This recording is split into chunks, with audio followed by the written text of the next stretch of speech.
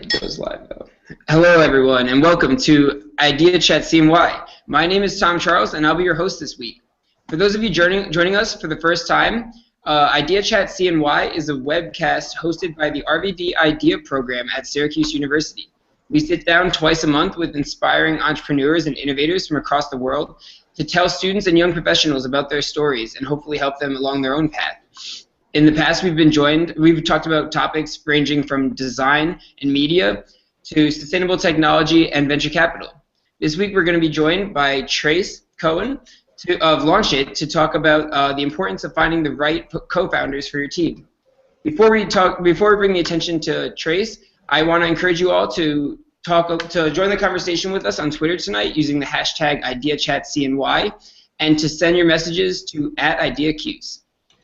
As a little background on Trace, he's a serial entrepreneur based out of NYC, but he's joining us this week from California, and he's the current president and co-founder of Launch.it, a new self-publishing platform for PR professionals, agencies, and brands to launch and socialize everything new. Prior to that, Trace was an SVP at iFluence PR, where he created understanding for a complex world. He specializes in strategic PR for tech companies that look to develop their communications, branding, and outreach strategies to connect with their communities and customers with transparency. Trace is also an alumnus of Syracuse University, having graduated from the Whitman School of Management with a double major in entrepreneurship and marketing. While as a student, he helped launch the online reputation management service Brand Yourself, for which he was a co-founder and former CMO.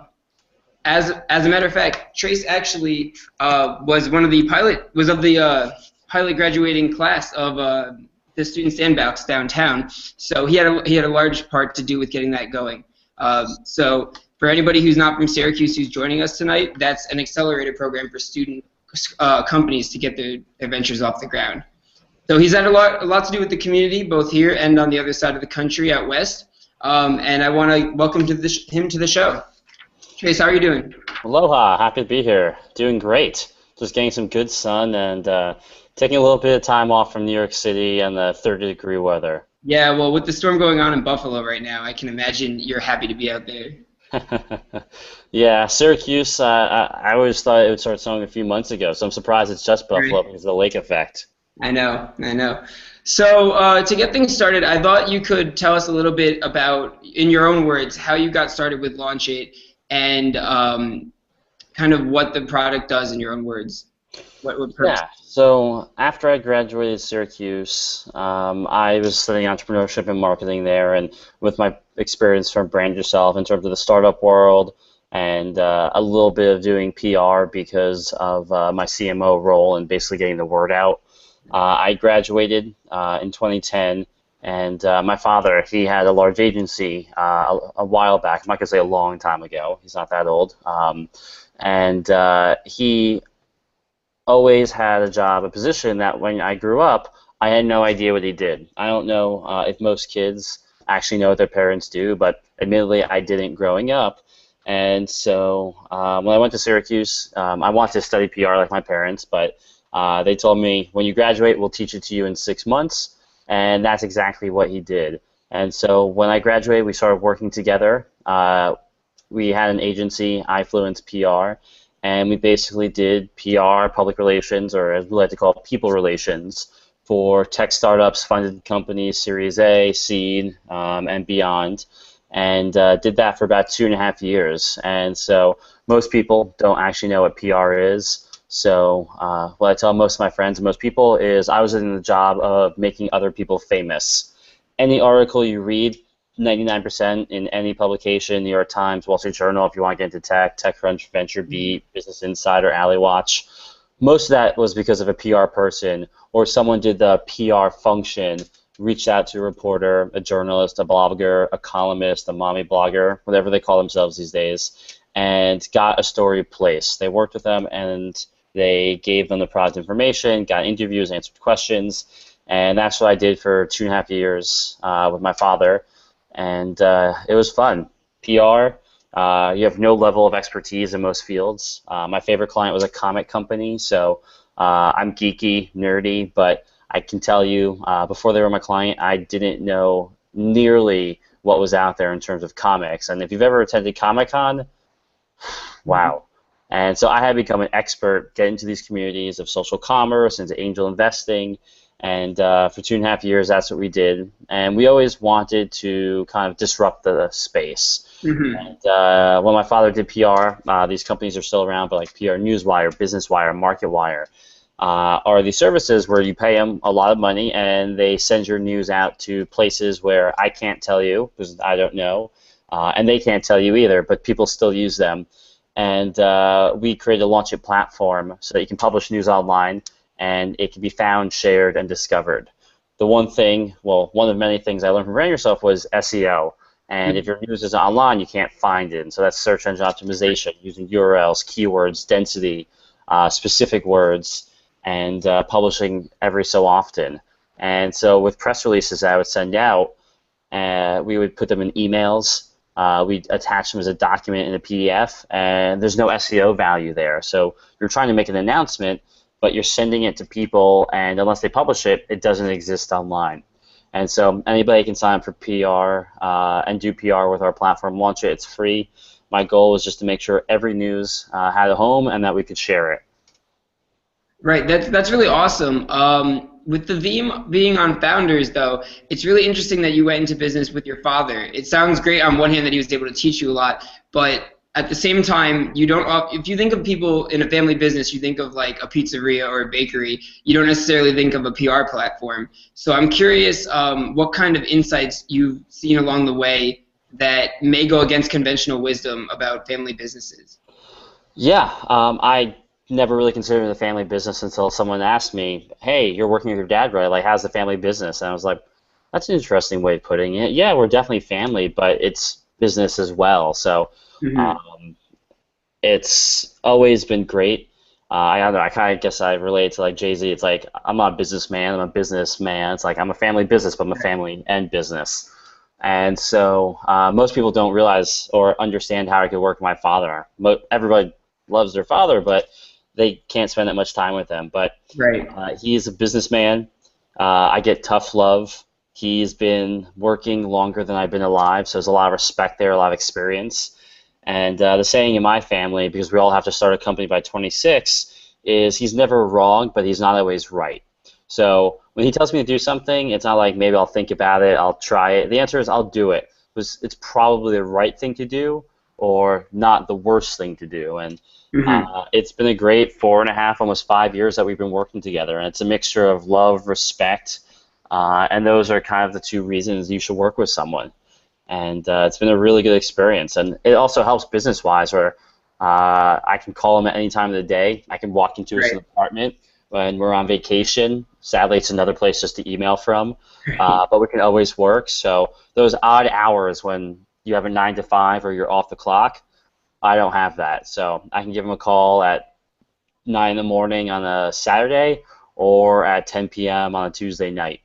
Right. Do you find that the honesty there and the ability to cut to the core of what you're talking about is a little more prevalent as compared to some of your past business partners, being that you have that relationship and you know at the end of the day he's still going to be there as your father? Yes, and I think that's what's allowed us to work so well together. There are no secrets. We hide nothing from each other. We make decisions together, and it's been really simple. He made it clear we have a process. We do things not by the book, but how it should be done. If we have a dispute, we talk it out, and we come to a logical conclusion. And yeah, at the end of the day, it all comes down, yes, to love. Luckily, that's something I'm fortunate to have in business and personally, and that makes it a lot easier. That's great. So before this, with Brand Yourself, you were working with your best friend and your roommate. So in that sense, you constantly have these close ties. And I've seen firsthand some friends, some best friends and roommates actually, who said that they tried to launch a music platform together, and at the end of things, the politics between being roommates, friends, business partners all got very blurred, and they actually don't really speak anymore. And I think if you were to ask some random person on the street, they might say that's the same result they would expect. So I'm curious how you have been able to manage all these pre-existing close relationships within a business context without murking the waters? Yeah, it definitely will get a little murky. We were randomly put together as roommates. He came up with the idea and started building websites for his friends, and just being a curious roommate and best friend, I was like, wow, that's really cool. What are you doing? Let's do this together. And that's how it kind of started. So it wasn't just, hey, we have this good idea, let's go out and do it. It started as a problem. Our friends need websites for resumes. Our own reputation online was not what it was supposed to be. If you Googled him, he came on.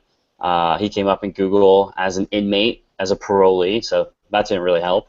And I came up as a blogger of a special topic. So that was kind of the problem that we were solving. And yeah, towards the end of it, we had some of those issues as well. When you get to the point of questioning what someone does, if it makes it to that point where they're not here, that means they're not working, or they're not doing their job, or what are they working on? Do they get this done? That's when it starts to get a little bit of rough. But in all cases, money, ego, and greed destroy companies. And that's usually what I mentor or advise a lot of companies to do in the beginning, is get the equity out of the way. Your company is worth absolutely nothing day one, but you see all these articles about companies raising money and having all this success, but that's the cream of the crop. That's less than 1% of companies, and I always hate seeing people fight over nothing. It destroys them. It's just a complete mental hurdle, an egotistical block that right now the company's worth $1 million.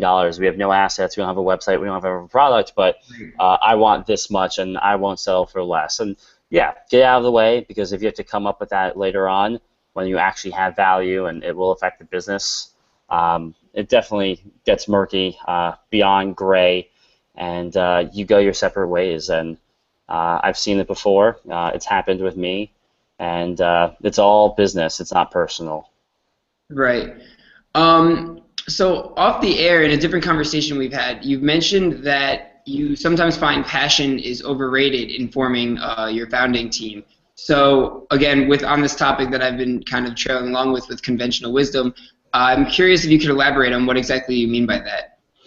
Yeah, everybody I meet in the startup world, whether it was initially in Syracuse, in New York City, in all the startup hubs around the world, I see a lot of pitches, I meet a lot of people, and you can tell they are excited. They have that fire burning inside of them. But at the end of the day, it comes down to execution. So when you see someone, they're like, yes, I'm awesome, this is a great idea, it's going to be huge, I'm going to be a millionaire, I'm so passionate about this. Passion does not move the needle. Passion may encourage you and drive you to go forwards, meet with people, write certain things, get some business done, but that's execution. So if passion drives execution, that's fine. But just because you're passionate about something doesn't mean you can actually do it, and doesn't mean that it's a good business. Like, I used to be so passionate about video games. I still play them, but I kind of moved on. But when you see people kind of just like jittery and like shaky that they're so excited, you have to contain that passion. You kind of really just have to like morph it into something tangible, create something of it. And so that's kind of the difference between an entrepreneur and almost like a wantrepreneur.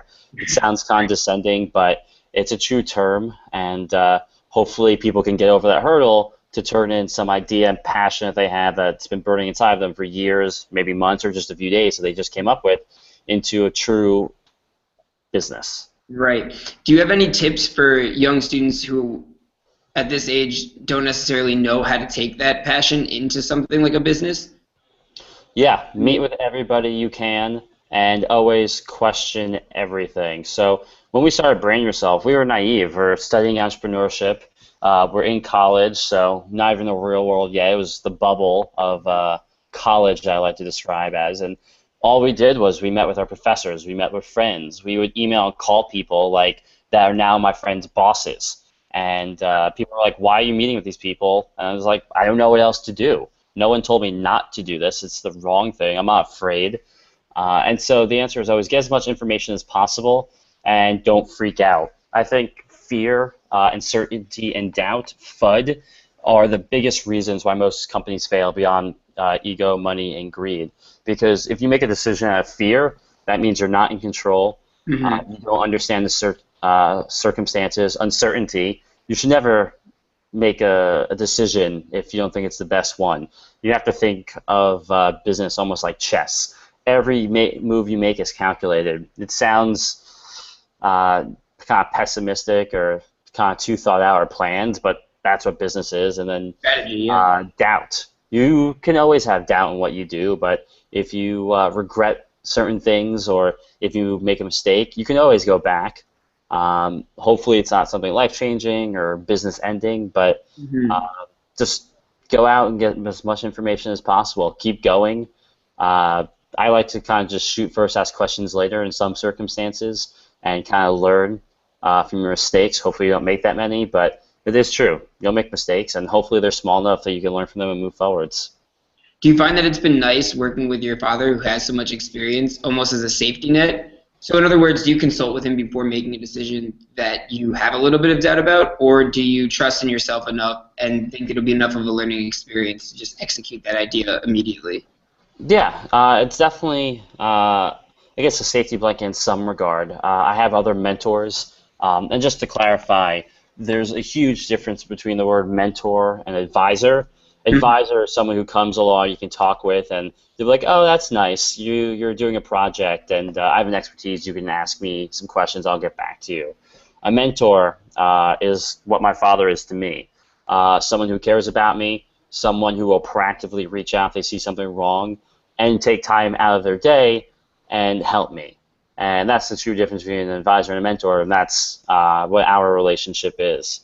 And so from that, yeah, depending on what the decision is, definitely over the years, I've gained more confidence where there are certain things I've done before I can move forwards with. But if I have questions, yeah, I give him a call, and we talk it out because he generally has a different perspective or different look on how I see things as a young gun, shooting millennial. We do have a tendency to try and move too quickly. So sometimes he grounds me, and I'm like, did not think of that. Perfect. What do you find to be the situations where, in your opinion, seems to be more insightful maybe than his, being that you are, younger and maybe more in touch with the new technologies that are emerging or the way millennials communicate and what media they're consuming, especially being in PR? What kind of situations do you see where you can add value over him? Yeah, a lot of it is on the digital side. I prize myself on keeping up to date on all funding rounds, on all new startups, on all new tech, on all new conferences, influencers, who's rising up, and things that come simple to me like tweeting. I'm still teaching him how to tweet. He has influence, he has a following, and he still kind of tweets wrong. And I yell at him. I'm like, that's not how you're supposed to do it. So kind of like a little slap on the wrist. You didn't put the right hashtag. You didn't put a period before it, and now it's a reply, or you put the wrong link, or you tweeted at the wrong time. You didn't add the author to it. But then in terms of digital projects, he kind of asked sometimes from his perspective to explain what the coding is, the tech team. As he's built a large service business, we work together well in terms of how to build a tech platform, whether it's Launch.it, my new app Spot. It's a learning curve, and we have to explain to him like what these languages can do, why we're using this certain framework, and what teams we need to hire, and what it takes to get it done. Because you can't just throw more people at the problem to solve it when it comes to building a technical platform. You mentioned Spot just now. One of the things that we tend to hear about entrepreneurs, especially out in the Bay, are that they can often have their hands in several different projects. You think of Elon Musk working, at two different very important cultural projects at the same time. And I think one of the questions there becomes, how do you delegate your time between the two, and how do you know what actually to focus on and spend your time on, and what to delegate down to somebody else? Yeah, you figure that over time. The biggest issue that I found when I did PR for clients and even myself is giving up control and trust. If you hire somebody, you trust that they will be the right person to do that job, and you try not to micromanage them. And it's definitely something you have to figure out. And so early on, when I was doing Brand Yourself, I was a full-time student, but also as full-time as I could be on Brand Yourself. And there was a huge area between, do I have to study for this test so I can graduate, or do I call these people, put together a presentation, and go pitch so we can go raise money? And so it's definitely a life balance that you have to learn, and you just prioritize things. It's a lot of time management, but certain things have to get done before others. And there are blockers where if you can't do something because you didn't do something else, you got to get it done. And so, yeah, I mentioned Spot. It's a new app that we're working on. It's kind of like a mobile version of Launch.it. And so Launch.it's in a stable place now where we have people publishing their news, and we work with major trade shows, and their exhibitors get their news online. But now we're building a mobile version of it, so it's an extension of it. And it's definitely taking up more of my time now because, as I like to do in businesses, you grow, grow, grow, you sustain, you take your time, and then grow. If you don't take time to sustain or to kind of realize where you are and look back, then that's usually an issue. If you just keep plowing forwards, then you're going to have some issues. Do you worry about that slowing down your momentum at all, though? I do, but sometimes you need to do that. If you're always just heads down and just trying to plow forwards and don't take time to kind of sit back, understand where you are, and plan for what you have to do moving forwards, you're going to lose track of time. You're going to have things just fall through the holes in terms of your priorities of what you have to get done. And so, yeah, we have weekly meetings where we kind of just sit down and say, great, let's talk about what you worked on, what you did, the problems you have. Let's talk about each one to get a different point of view on it and how to move forward. So as long as you're having efficient meetings and not just time-saving meetings to make it look like you're being busy, they're definitely very effective. And you need people around you. As I like to say, I like to have smarter people than me around me to make me smarter and understand and do things that I can't. That's really that's a good insight. So just as a reminder for anybody watching us live, I do encourage you to tweet along and ask your questions using the hashtag IdeaChatCNY, and we'll ask Trace during the show. So Trace, one of the interesting things that I've noticed as you look at your career is that a lot of the companies you've started have focused on PR or branding, yet they always have a different value proposition. So when we talk about passion, it's clear that you have some sort of interest in people's images and spreading news and building communities. But I'm curious how you're able to identify opportunities and areas where you can add value without being too replicative of a product you've already built or something that's already out there. Yeah, it's a good question that a lot of people have, and are you solving a pain point for yourself, or are you actually solving a problem that affects a lot of people? And so, as I mentioned before, when we started Brand Yourself, we were actually helping ourselves initially, trying to create our own reputation, and we said, wow, there's actually a business here because all of our friends here in college have the same issue. All the resumes are basically the same thing, but in the age of 2008 and social media, I'm going to Google you, and whatever I find online is our actual first meeting. It's not when we meet in person and you interview me. I'm going to research you. And so now when I meet people, even you, I Googled you to get your information before I spoke to you. I had done that before a few dates to try and get more information to see what some of the girls liked. And when I do business meetings, I definitely 100% Google and find out information because you want to create action points between you. It's like, oh, we have a friend in common. They're like, wow, that's my best friend. Like, if we're friends, then obviously there's some credibility here. Or you did your research. And I honestly sometimes get annoyed when we have meetings and people don't know my background. It's like you set up a meeting, you wanted to meet with me, but you don't actually care about me. And sometimes it's a waste of time if I have to explain my background and you don't know what it is. I want to get right down to what we like to call it tachlis, like the meat of the moment, true business. And I guess in terms of the theme of how kind of brand yourself in SEO relates to PR, how it relates to publishing, it's all right. It all comes down to digital publishing. You can create content online because that's all you are. If you don't have videos like this online, if you don't post status updates, if you don't Instagram, if you don't Pinterest, there's nothing online about you. And there's a lot of different information, a lot of different ways that you can use it. Either I can control the Google results that people find when they Google my name as I SEO'd it. In the case of PR and Launch.it, we want people to know about you. So when people Google me, it's usually because they're looking for information about me. For Launch.it, when you do SEO and you use the platform, people are searching for a general term, and I want them to come up. So it's still a different type of subset of SEO. And then with the new app Spot, I want people to take pictures of things in real life so they can find it online. And so, yeah, I guess we always ask entrepreneurs, what business are you in? And so I like to say, in this case, I'm in the business of discovery. How dangerous do you find it to not have, so unless, like you said, unless you're on these social platforms and you have videos and content out there, you are virtually invisible.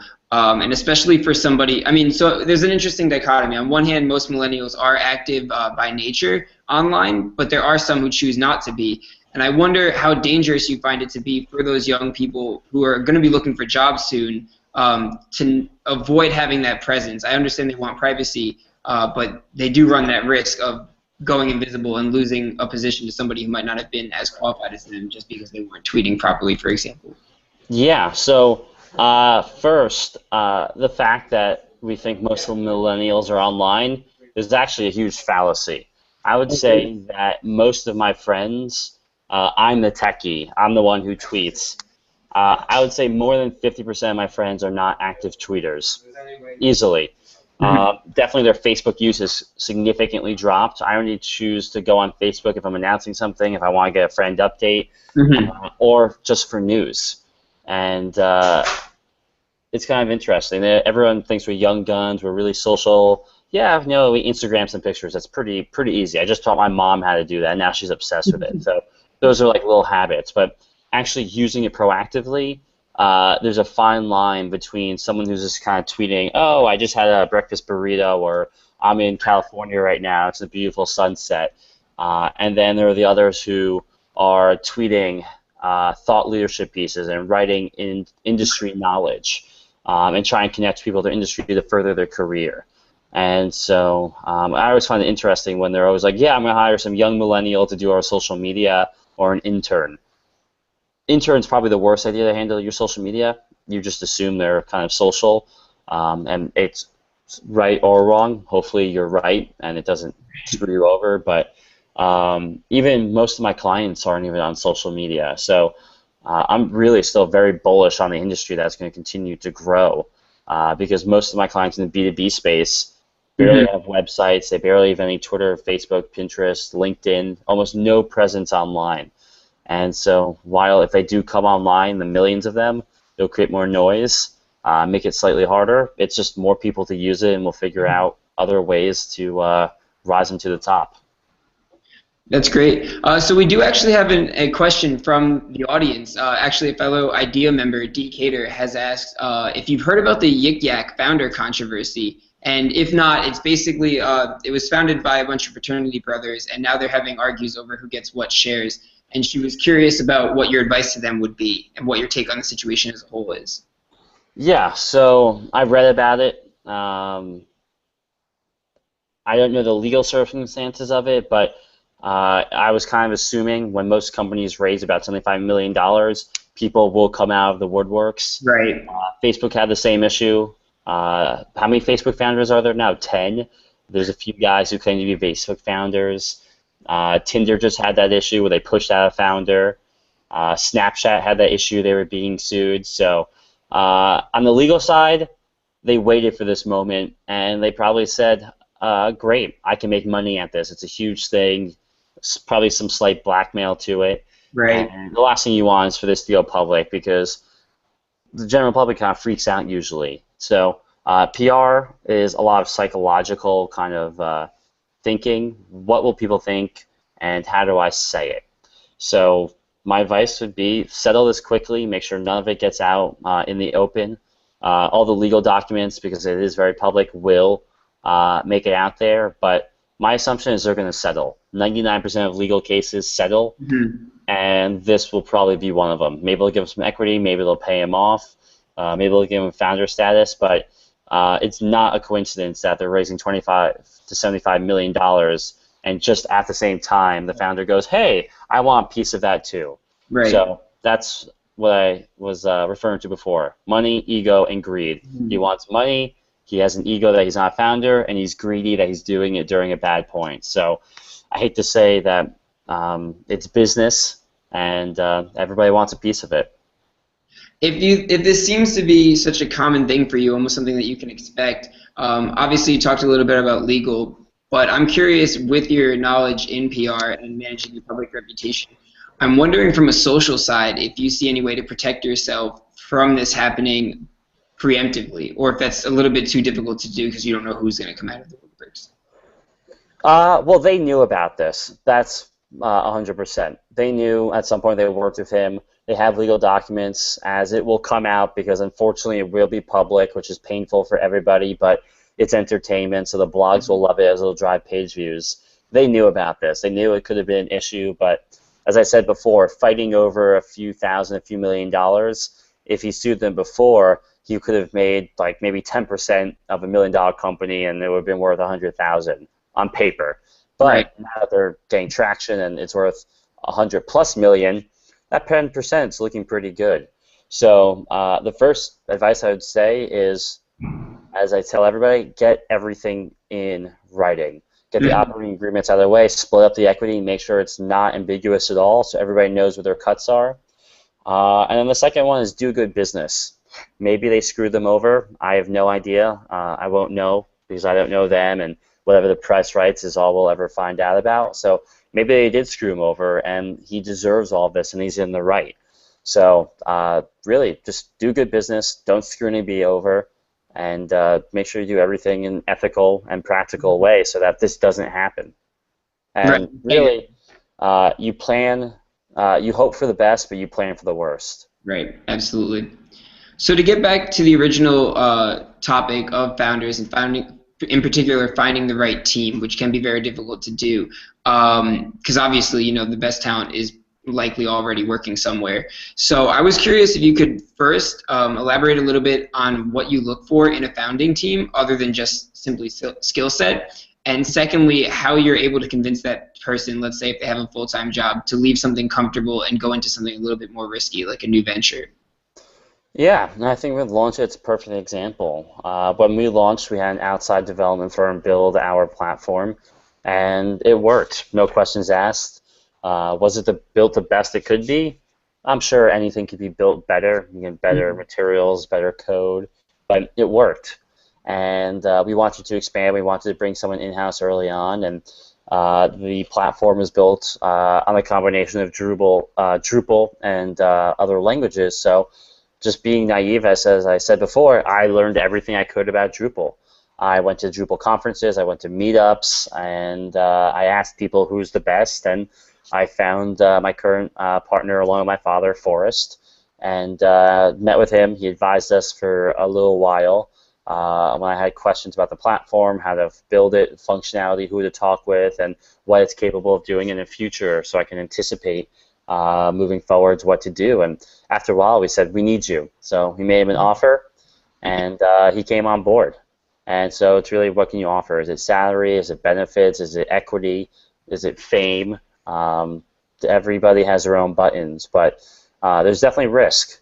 It's not a comfortable job being an entrepreneur. I'm on vacation right now, but as you said, I'm passionate, so more than happy to do this. And I don't know if that's something that other people are okay with. I never put up an away email saying, hey, I'm sorry, I'm away from my email. Right. I can't get back to you, because it hurts if I don't get back to you within a few hours or days. And it actually freaks people out that I get back to them within minutes of their email. They're like, what's going on? So strategically, I actually have slowed down emailing people because it set expectations too high with some of my clients and other people that I would get back to you within a few hours. So when they're normally waiting a few days and they're okay with it, if I didn't get back to them within a few hours, they think something is wrong. So it's all about expectations, and if you can get along with them, you're going to have to spend a lot of time with this person. So that's the other thing. So we have another question from the audience, particularly pertaining to what you just asked, and that is if you vet the applicants for a founder position the same way you vet applicants for your first employees at a company, and if not, how does that differ, and how does the way you vet as a whole change over time? Yeah, so typically a founder is a larger equity stake, and they have certain rights when it comes to the company in terms of an LLC or a C Corp. And a founder is generally in the decision-making seat. An employee, if it's the first one, At some point, we'll have that type of capability, but technically they're not a founder, so they are, I guess, legally in terms of a hierarchy below you, and if that's what they're okay with, that's great. But definitely as you're building out your team, it's still all about culture. Whether they're a founder or your first employee, you're going to have to spend a lot of time with them, you're going to have to trust in them, you're going to have to expect a lot from them, and they will hopefully expect a lot from you. So it comes down to, yeah, will they take a salary? Is it a job for them? It's a title, so that's probably one of the easiest forms of compensation. If when you hire them, they're an account executive, Right. I'm an SVP, make them feel better. And if that's motivation and that keeps them going, that's what you need to do. Great. Well, that's about all the time we have on our end. I'm curious, though, if you have any last comments for any ambitious entrepreneurs that are tuning in that to kind of help them along their way. Yeah, so you were talking about being risky and trying to take someone out of a job that they're more comfortable with. And so I have a lot of friends, I've seen it happen before, where when you have an idea, where you're so passionate and you're in the corporate life, which seems pretty interesting to me. Honestly, I've never had a job before. I've always worked for myself. And corporate sounds great. I would love to have a 9 to 5, know exactly what I'm doing every day. And everyone says, wow, Trace, you can work from California, you can work from home. And yeah, I have that freedom, but then if I don't do something, it doesn't get done. And so when I see a lot of my friends and other people I meet at conferences say, I would love to be an entrepreneur, I'm going to quit my job, I have this great idea, I'm going to start tomorrow. Mm-hmm. That's probably the worst thing that you can do. What you need to do is you need to do it on the side, make it a hobby, a side project, grow it, and when you have to take off from work or from whatever you're doing to pursue it because it will hurt the actual business or what you're working on, that's the time to actually do it. But trust me, Right. you are starting a company, day one, you will be bored, you will have no idea what you're doing, and you'll be out of a job. So make sure it's okay with your company, do it outside of work, but please just don't quit your job and say I'm an entrepreneur. Right. Well, I think that's great closing advice. For anyone who wants to follow Trace in the coming days, you can follow him on Twitter. His handle is @Trace_Cohen. And you can check out Launch.it yourself to keep up with everything from art and entertainment to agriculture and fashion. Please join us in 2 weeks on December 3rd when we'll be joined by Keen Clifford of Prey Tackle. He's doing some really innovative things with 3D printing to make custom fishing lures for fly fishermen. So he'll have a lot of great insights on things like intellectual property protection and just innovating around old products in general. And finally, we encourage you to keep the conversation going on Twitter using the hashtag IdeaChatCNY and follow IDEA as a program at the Twitter handle @IdeaCused. Thanks, everyone. Have a good night. And thank you, Trace, for tuning in all the way from California. Yeah, anything for Syracuse. Great. All right, take it easy.